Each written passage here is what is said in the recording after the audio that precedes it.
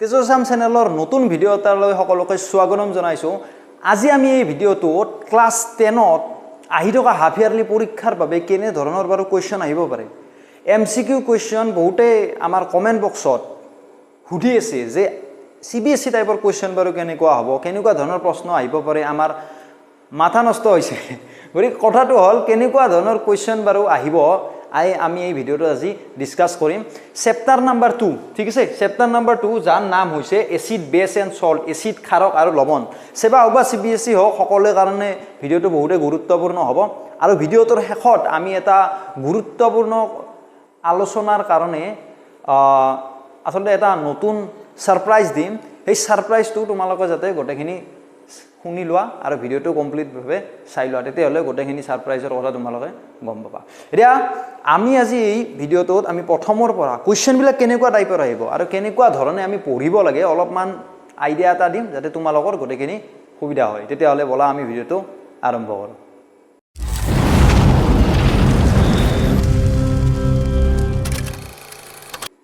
এটা ভিডিঅ'টোৰ আমি যে কোৱেশ্চন চাম কিছুমান যে কোৱেশ্চন বাৰু কেনেকুৱা ধৰণৰ আহিব পাৰে এতিয়া ইয়াতে যদিও মই ইংৰাজীত লিখি জটি গিছে মই অসমীয়াত কথাখিনি কৈ দিম গতিকে তোমাৰ লগত টেনচন নাই অকল ভিডিঅ'টো ভালদৰে চাই যোৱা ইয়াৰ ফাৰ্স্ট কোৱেশ্চনটো কি সুধিছে যে which of the following is a strong acid এটা ষ্ট্ৰং এসিড বা উইক এসিড যাক অসমীয়াত কয় তীব্ৰ এসিড ঠিক আছে তীব্ৰ এসিড তীব্ৰ এসিড তলৰ কোনটো তীব্ৰ এসিড উদিছে ভিডিওটো চোৱাৰ আগতে সকলোকে কও যদি আমাৰ চেপ্টাৰটোৰ এক্সপ্লেনেশন তোমালোকে চোৱা নাই তেতিয়া হলে এইবিলাক কৰি লাভ নাই ঠিক আছে গতিকে চেপ্টাৰটো যদি ভালদৰে পঢ়িছা আৰু আগৰ ভিডিওটো চাইছা তেতিয়া হলে গোটেখিনি এনসাৰ ভালদৰে বুজিবা নহলে তোমালোকে কি কৰা হয়তো ভিডিওটো চাই পিনেও আগৰ খিনিলৈ তুমি গুছি যাব পাৰা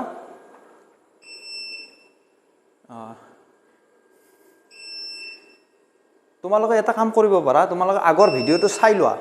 চাই লৈ পিনে কি হ'ব যদি তোমালোকে এই ভিডিওটো চাব ওলাইছা কিন্তু আগৰ আমাৰ এক্সপ্লেনেশন খিনি চোৱা নাই তেতিয়া হলে এই ভিডিওটো চাই লাভ নাই গতিকে আগতে ভিডিওটো চাই লোৱা তাৰ পিছত এইখিনি লৈকে আহিবা ঠিক আছে তেতিয়া হলে গোটেইটা কোৱেশ্চনৰ এনসাৰ তুমি ভালদৰে দিব পাৰিবা ঠিক আছে এটা সোয়া ফাৰ্স্ট কোৱেশ্চনটো উঠিছে যে তীব্ৰ এসিড কি এটা তীব্ৰ এসিড মানে কৈছো মই তীব্ৰ এসিড আৰু মৃদু এসিড ঠিক আছে দুটা এসিড আছিল যে তীব্ৰ এসিড মৃদু acid strong acid and weak acid বুলি আছে এটা ইয়াৰে কোনটো স্ট্ৰং এসিড কোনটো উইক এসিড এটা তীব্ৰ এসিড বা স্ট্ৰং এসিড কি যিবিলাক এসিডে যদি পানী দি দিও যিটো তোমাৰ হাইড্ৰোজেন আয়ন ৰিলিজ কৰে এই হাইড্ৰোজেন আয়নৰ এমাউন্টটো যদি বহুত স্পিডত যায় ঠিক আছে বহুত বেছি পৰিমাণৰ হয় এইবিলাকক কি বুলি কয় তীব্ৰ এসিড বা স্ট্ৰং এসিড বুলি কয় এটা তীব্ৰ এসিড কোনটো ইয়াতে কেইটামান আছে acetic acid citric acid hydrochloric acid carbonic acid জনি জানা তলত তুমি এনসাৰটো লিখি দিব পাৰা ইয়াৰে কিন্তু এনসাৰ কি হ'ব hydrochloric acid is the right answer ঠিক আছে ভিডিওত বঢ়িয়াকে বুজাই দিছো কোনটো কি এসিড এটো হলে ফার্স্ট এনসার কিন্তু ইয়াৰে যোনটো এসিটিক এসিড আছে সাইট্ৰিক এসিড আছে কাৰ্বনিক এসিড আছে এইকেইটা কি হৈছে এইকেইটা মৃদু এসিডৰ উদাহৰণ বা এটো এটা উইক এসিডৰ एग्जांपल ঠিক আছে 1 নম্বৰ কোৱেশ্চন গল 2 নম্বৰ কোৱেশ্চন কেনেকৈ হ'ব পাৰে যে the pH of the neutral solution at 25 degree Celsius is 0.714 আৰু 1 অসমীয়া মিডিয়াম বিলাকো শুনি লোৱা যে এটা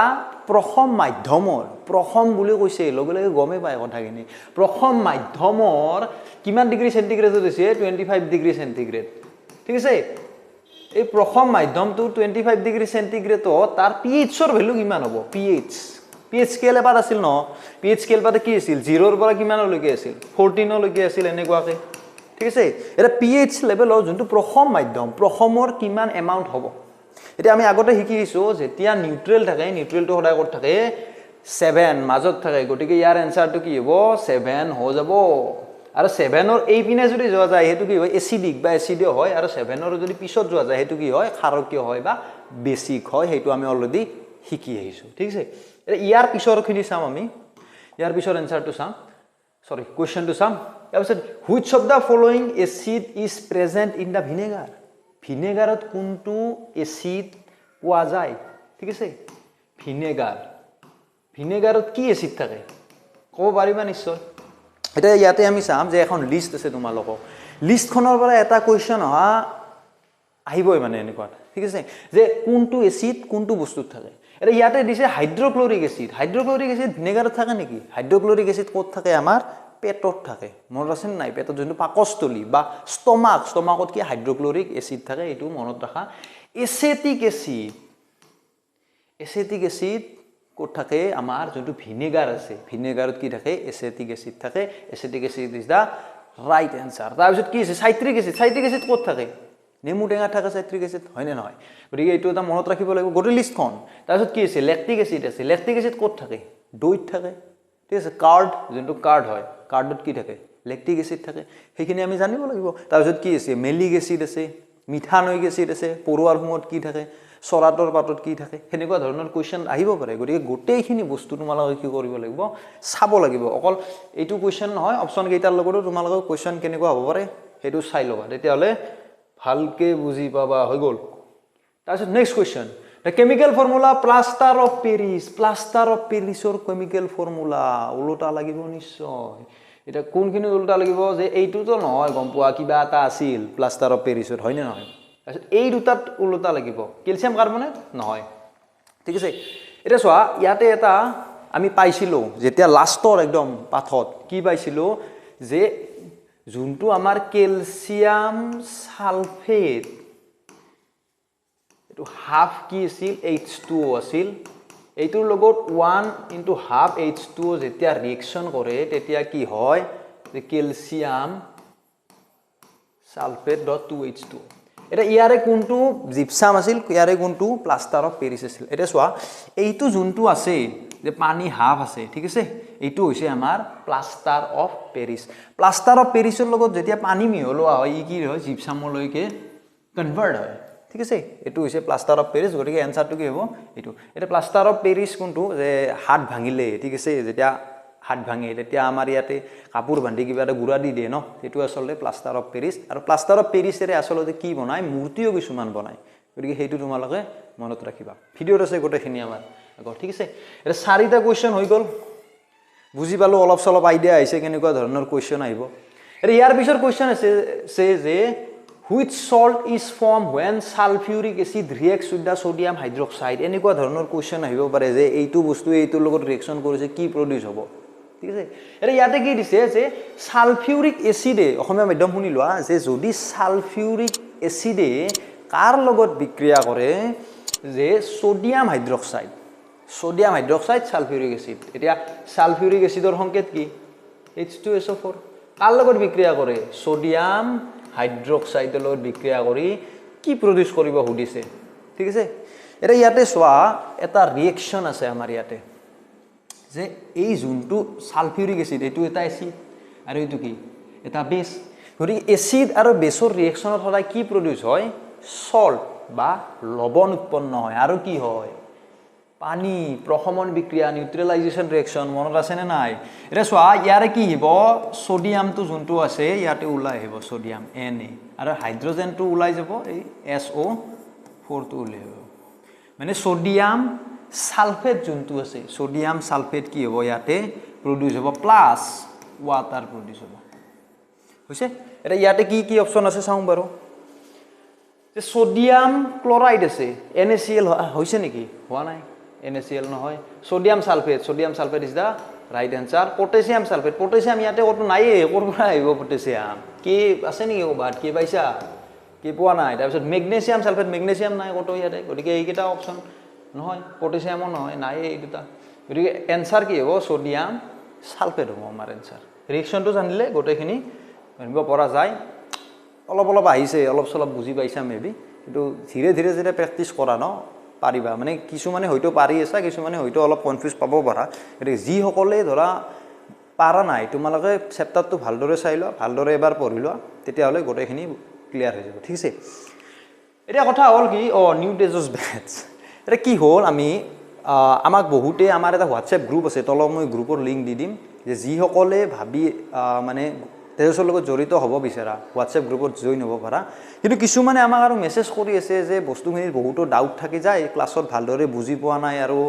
বেলেগ বেলেগ বস্তু টপিক কিছুমান ৰৈ যায় গতিকে হেনেকুৱা বস্তুৰ কাৰণে আমি এটা ডাউট যোনবিলাক ডাউট আছে ডাউটৰ কাৰণে এটা নতুন বেটচ কৰিম বুলি ভাবিছোঁ ঠিক আছে এটা বেটচটো কেনেকুৱা ধৰণৰ হ'ব অলপমান বেলেগ ধৰণৰ হ'ব ঠিক আছে আমি বহুত ষ্টুডেণ্টক নিশিকাওঁ মানে ঠিক আছে আমি অকল লিমিটেড সিট ল'ম যে আমি কি কৰিম সেই বেটচটোত অকল 20 জন ষ্টুডেণ্ট ল'ম ঠিক আছে 20 জন ষ্টুডেণ্ট ল'ম টোটেল বেছি নলওঁ 20 নাম্বাৰছ অফ ষ্টুডেণ্ট আৰু এই 20 জনে কি কৰিব আমাৰ সেই বেটচটোক আমি গোটেই এতিয়া 6 মাহিলী পৰীক্ষাৰ আগৰ পৰা অহাকালি দিনৰ পৰা সাপোজ মই ধৰি ললো যে এতিয়াৰ পৰা নেক্সট কি হ'ব যে পিছত গোটেই বছৰটোক তেওঁলোকক আমি এই হেয়ৰ দ্বাৰা আমি কি কৰিম বেটচটোৰ দ্বাৰা তেওঁলোকক হেল্প কৰিম অফলাইন তেওঁলোকক কল যোগে ফোন যোগে তাৰ পিছত আমাৰ যোনটো জুম কল আছে বা আমাৰ গুগল মিটৰ দ্বাৰা তেওঁলোকক ভিডিঅ' কলৰ দ্বাৰা আমি কি কৰিম তেওঁলোকক সহায় আগবঢ়াম তেজছৰ ফালৰ পৰা ঠিক আছে অকল 20 জন ষ্টুডেণ্ট কিন্তু ইয়াৰ কাৰণে কি কৰিব লাগিব এটা মক টেষ্ট হ'ব ঠিক আছে আমি এটা তেজছৰ ফালৰ পৰা এতিয়া চোৱা তোমালোকে আমাৰ বেটছত জইন হ'ব ন 20 জনক ল'ম এতিয়া ধৰা এইটো কি বুলি কয় বহুতে ধৰা ভালদৰে পঢ়া শুনা কৰি আছা কিছুমানে সাপোজ এনে কৰিব পাৰে ঠিক আছে তোমালোকে বাৰু ভাল বুলি ললো কিছুমানে এনে কৰিব পাৰে যিসকলে এনে কৰে তেওঁলোকক মানে ভাল কিজনক হ'লম আমি একচুয়ালি বুজি পাইছা যে আমি কি এটা কি কৰিম মক টেষ্ট কন্ডাক্ট কৰিম এই মক টেষ্টত যিসকলে কৰে মানে পাস কৰে তেওঁলোকক আমি কি কৰিম এই 20 জনৰ ভিতৰত তেওঁলোকক আমি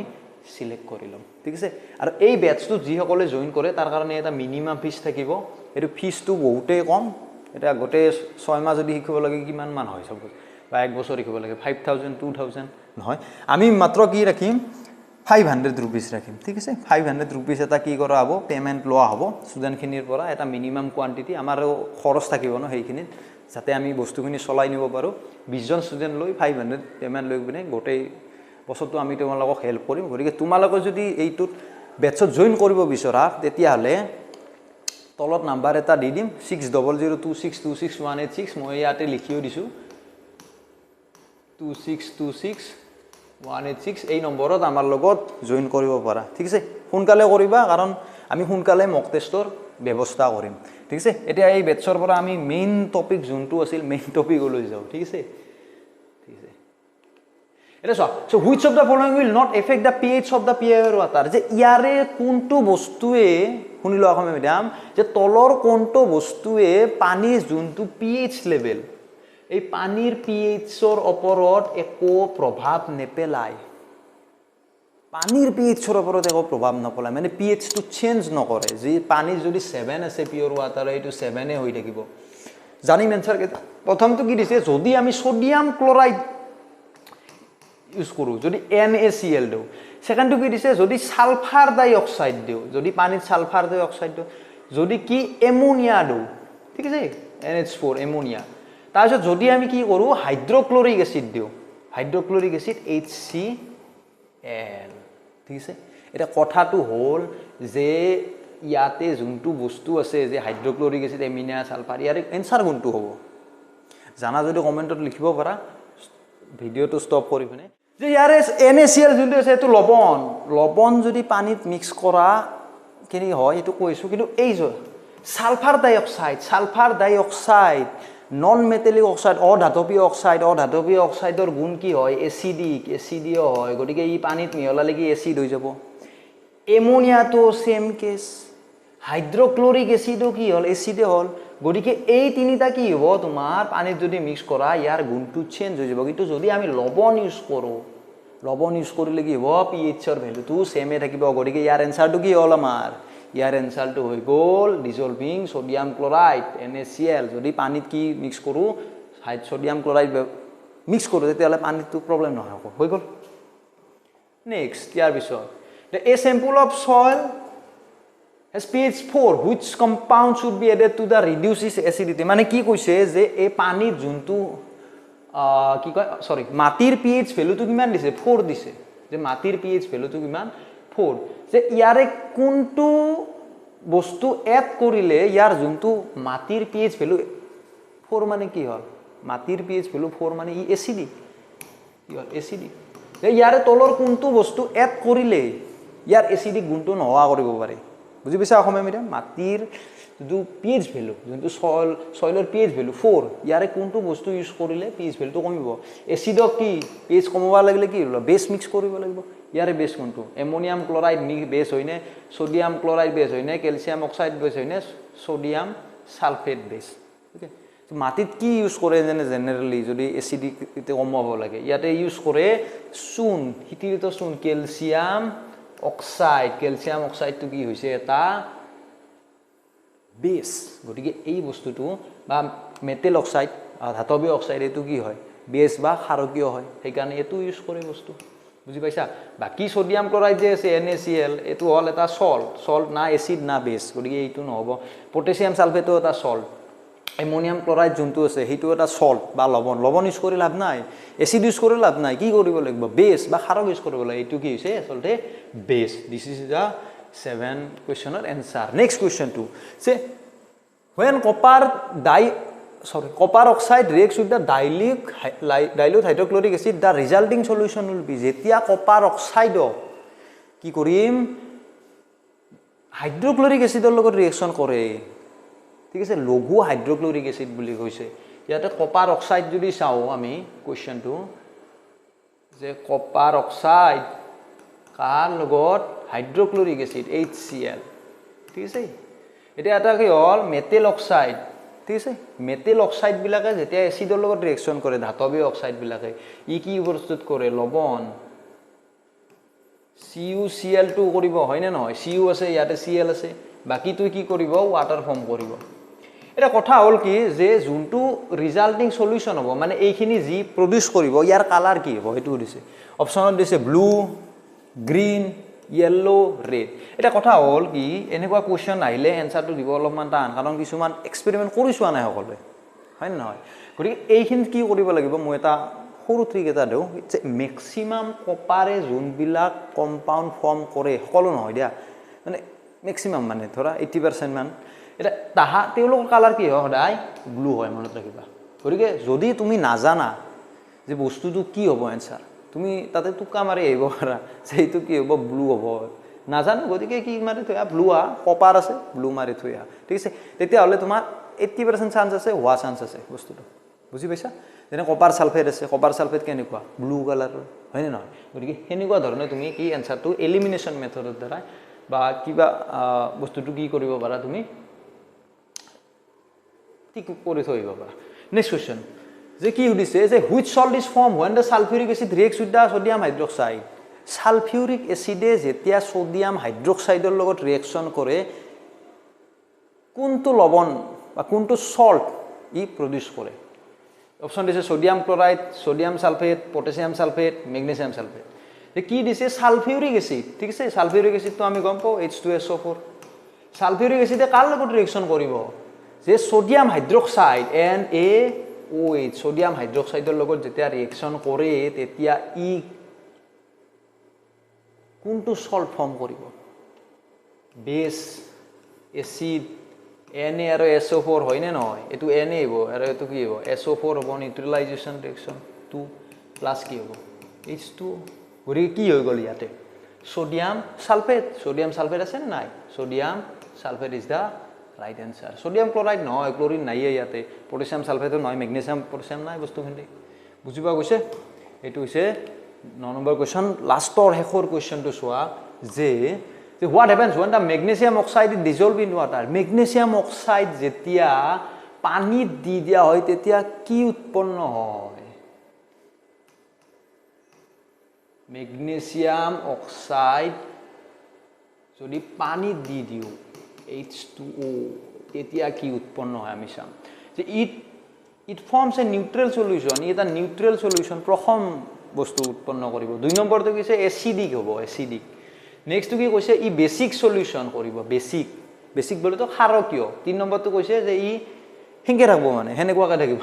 ম্যাগনেসিয়াম অক্সাইড হৈ থাকিব মানে ইনসলিবল মিক্স নহয় মানে ঠিক আছে